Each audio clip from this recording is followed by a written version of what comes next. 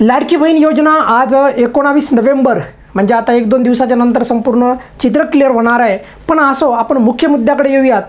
मुद्दा आजचा हा आहे की कुणाचे ट्रान्झॅक्शन कॅन्सल झालेले आहेत। तर त्यांनी मला विचारलं की सर आमचे अकाउंटचं जे पैसे जे आहेत रिमार्क्समध्ये आम्हाला दाखवत आहे की कॅन्सल झालेले आहेत, तर असं का झालेलं आहे हे आम्हाला सांगा। त्यानंतर दुसरा पण असा प्रश्न आहे की सर आमचं अकाउंट जे आहे आम्हाला ज्यावेळेस आम्ही लाडकी बहीण या योजनेच्या वेबसाईटला गेलो, लॉग इन केलं, तिथे आम्हाला दिसत आहे की आमचा अकाउंट ब्लॉक झाला आहे, आमचा अकाउंट फ्रीज झाला आहे, आमचं ट्रान्झॅक्शन कॅन्सल झालं आहे। तर हे एक्झॅक्टली लाडकी बहीण या योजनेचे जे काही प्रश्न आहेत या प्रश्नांची उत्तरे आजच्या व्हिडिओमध्ये तुम्हाला मिळणार आहेत। सोबतच या व्यतिरिक्त पण बरेचसे महत्त्वाचे प्रश्न आजच्या व्हिडिओमध्ये घेणार आहे, त्यामुळे व्हिडिओ छोटा असणार आहे, शेवटपर्यंत पाहायचा आहे। नेहमीप्रमाणे लक्षात ठेवा, खात्रीलायक आणि तुम्हाला माहिती आहे विश्वास ठेवण्या इथपर्यंतच्या लेवलचं स्टँडर्डचं कंटेंट आपलं असतं आणि तेच अविरत आपण आपला रथ पुढे पण चालू ठेवणार आहोत। त्यामुळे आपण मुख्य मुद्द्याकडे येऊयात की ट्रान्झॅक्शन कॅन्सल होत आहेत का, आणि अशा प्रकारचा प्रश्न आता बऱ्याचशा माता भगिनींना पडतो आहे। तर आपण काही कमेंट्स घेऊयात, त्याच्यातनं तुम्हाला कळेल की खरंच ट्रान्झॅक्शन कॅन्सल व्हायलेत का फक्त अफवा आहे आता ही पण। तर ते मी तुम्हाला एकदा व्यवस्थित दाखवतो, म्हणजे जर तुम्हाला अशा प्रकारे जर अडचण येत असेल तर सावध व्हा। मी जे सांगतोय त्या गोष्टी तुम्ही आवर्जून इम्प्लिमेंट म्हणजे उपाययोजना करा। आपण ते जे ट्रान्झॅक्शन कॅन्सलबद्दल बोलत होतो ना मी, त्याच्याबद्दल बघा इथे तुम्हाला थोडं आणखी पण इथे झूम करावं लागेल आय थिंक। बघा काय प्रश्न विचारलेला आहे, कोणी विचारलेला आहे सर्व सांगतो। यांनी विचारलेलं आहे बघा, ऋतुजा यांनी विचारलेला प्रश्न आहे आणि आत्ता त्यांनी विचारलेला प्रश्न आहे। काय प्रश्न विचारला ते पण तुम्हाला दाखवतो बघा। त्यांनी विचारलेला आहे आणि किती सोपा प्रश्न आहे बघा, की माझे अकाउंट जे आहे त्यांच्या अकाउंटमध्ये 600 रुपयाचं म्हणजे 3 समजलं 3 हजाराचं 600 रुपये ट्रान्झॅक्शन कॅन्सल। बघा आता मी इथे शांत राहतो, तुम्हीच वाचा।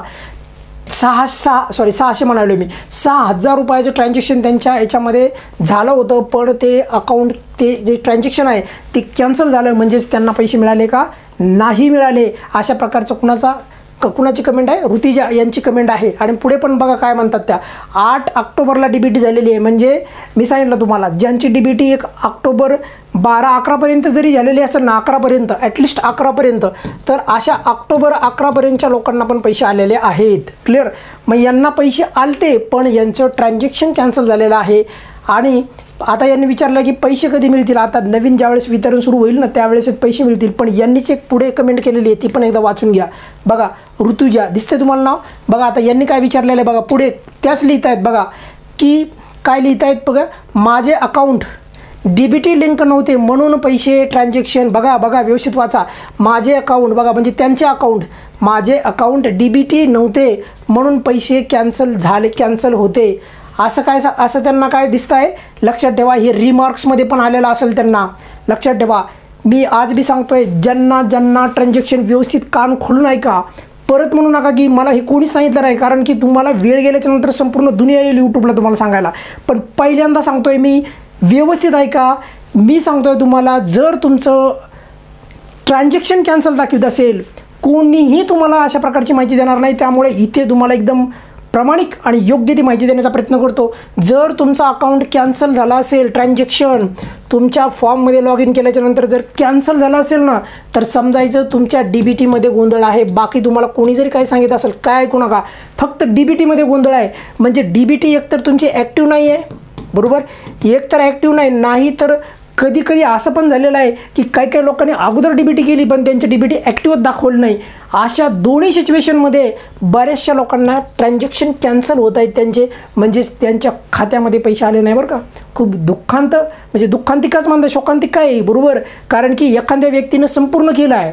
म्हणजे काही अशा पण माता भगिनी ज्यांचं अगोदर DBT झालं पण तरी त्यांचं अकाउंट ट्रान्झॅक्शन कॅन्सल झालेलं आहे। पण ॲक्च्युली जर विचार केला तर दोन्ही डाटा वगैरे संपूर्ण मॅच व्हायला वगैरे कधी वेळ लागतो आणि त्यामधल्या टायमामध्ये पटकन तुमच्या खात्याला तिकडे रिमार्क्स पडून जातो की तुमचं ट्रान्झॅक्शन कॅन्सल झालेलं आहे। फटका कोणाला बसतो, लाभार्थ्याला बसतो। त्यामुळे जर कुणाची DBT ॲक्टिव्ह नसेल तर लक्षात ठेवा, तुम्ही असं नका समजू की सर मला पैसे मिळाले असतील, तुम्हाला कॅन्सल ट्रान्झॅक्शन अशा प्रकारचा तुमच्या फॉर्ममध्ये रिमार्क मिळेल। हे मी तुम्हाला पहिल्यांदा सांगतोय, पहिल्यांदा यूट्यूबवर ही माहिती देत आहे, त्यामुळे व्यवस्थित कान खोलून ऐका। क्लिअर, पुढे जाऊयात आपण। बघा सर्व माता भगिनींना विनंती आहे की जर तुम्हाला कोणी एकदम प्रामाणिक तळमळीनं जर का माहिती देत असेल आणि योग्य माहिती देत असेल तर तशा चॅनलला सपोर्ट करा, जास्तीत जास्त माता भगिनींना शेअर करा आणि लक्षात ठेवा आपल्या चॅनलवर जी काही मी आत्तापर्यंत तुमचा विश्वास मी जे काही संपादित केलेला आहे की एकदम प्रामाणिक आणि सत्यती माहिती द्यायची, तर तशाच प्रकारची माहिती देणार इथून पुढे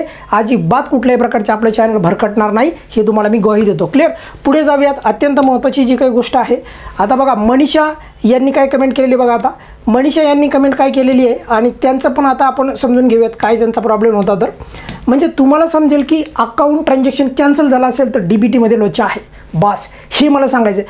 ब्लॉकच्या बाबतीत पण बोलतो. पहिला अगोदर आता यांचा प्रश्न काय बघा, यांनी सांगितलं की सर मी DBT केली बघा, UIDA म्हणजे त्यांनी वेबसाईटला ऑफिशियल जाऊन DBT केली बरं का.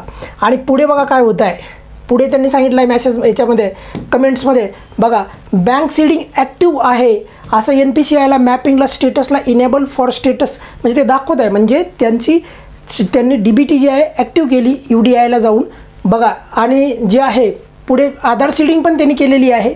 त्यानंतर बघा त्यांचं ते ॲक्टिव्ह पण दाखवत आहे स्टेटस. तरीही माझ्या लाडकी बहीण योजनेचे वेबसाईटवर व्यवस्थित बघा, ज्यावेळेस त्यांनी वेबसाईटवर लॉग इन केलं ना त्यावेळेस सांगतायत ते वेबसाईटवर गेल्याच्या नंतर तिथे स्टेटसमध्ये असे दाखवत आहे की Aadhaar number not mapped to the account. असं का झालं आहे सर, पैसे कॅन्सल झाले माझे.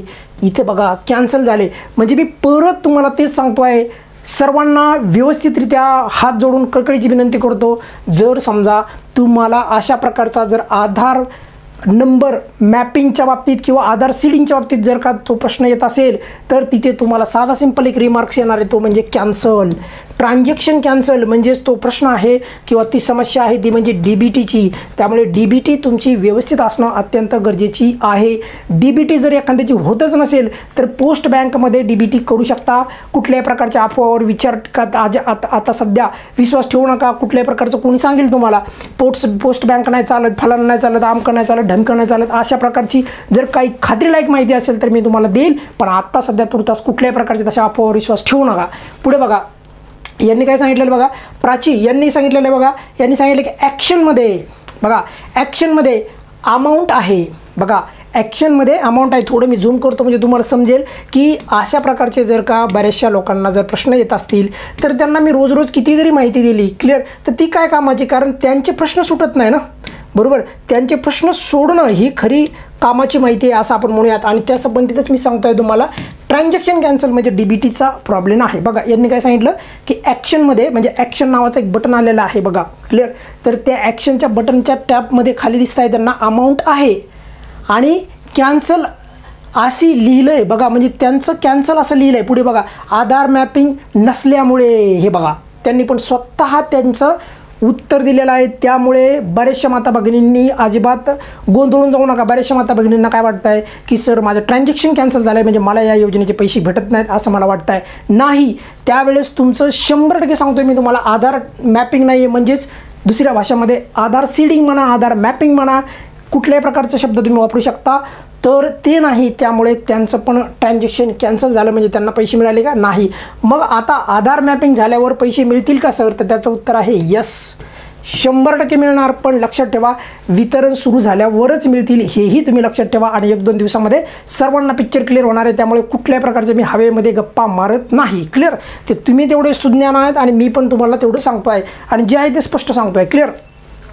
आता बघा अशाच प्रकारचा पुढचा पण मेसेज आहे, यांना पण जे आहे बघा यांचे पण ट्रान्झॅक्शन कॅन्सल झालेले. थोडं झूम करून दाखवतो मी तुम्हाला बघा, थोडंसं झूम करून दाखवतो आणि याच्यातनं तुम्हाला एक बोध घ्यायचा आहे, तो म्हणजे घाबरायचं नाही. जर तुम्हाला ट्रान्झॅक्शन कॅन्सल येत असेल तर अजिबात घाबरू नका. आता बघा श्रुती यांनी काय विचारलं बघा की बघा त्यांनी 3-4 मेसेज केले आहेत, त्याच्यापैकी तुम्हाला एक महत्त्वाचं वाचून दाखवतो बघा.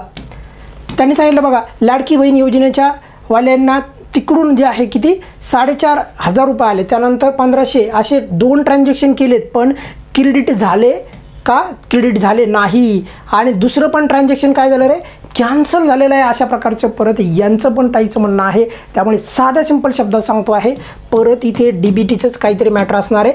DBT अगोदर होऊ द्या किंवा नंतर होऊ द्या, जर समजा ऑलवेज तुमचा हा मॅसेज किंवा अशा प्रकारचा प्रॉब्लेम जातच नसेल तर तुम्ही परत फ्रेश DBT केली तरी काही हरकत नाही. पण लक्षात ठेवा, माझं असं मत आहे वितरण सुरू होऊ द्या. अशा प्रकारचे महिला बालकल्याण मंत्री जे आहेत त्यांना पण अशा प्रकारचे आपण प्रश्न विचारूयात, जेणेकरून यावर पटकन जे आहे काय तोडगा निघेल. आणि बऱ्याचशा लोकांना पैसे तर आलेत, म्हणजे सरकारने पाठवलेत, पण ते ट्रान्झॅक्शन कॅन्सल झालेले आहेत आणि त्यांना काय वाटायलं की माझ्या अकाउंटला पैसे चालले, पण असं नाही झालं. झालं काय, मधात अडकले, सरकाराकडनं सुटले, DBTच्या लोच्यामध्ये अटकले. तर अशा माता भगिनींनी आपल्याला येणाऱ्या टायमामध्ये लक्ष द्यायचं आहे. आणि महत्त्वाची जर मी माहिती देत असेल तर पटपट सुधारणा करायची. असं नाही समजायचं की नाही आता काय गरज नाही वगैरे वगैरे. कधी पण या योजनेच्या बाबतीत, इतर योजनेच्या बाबतीत महत्त्वाचीच माहिती देतो मी. कुठल्याही प्रकारच्या अफवा वगैरे आपल्या चॅनलवर नसतात, हे तुम्हाला माहीत आहे. क्लिअर. तुर्तास या व्हिडिओमध्ये खूप मोठा झाला आहे व्हिडिओ. या व्हिडिओमध्ये इथेच थांबूयात. नेक्स्ट व्हिडिओमध्ये परत भेटूयात. धन्यवाद.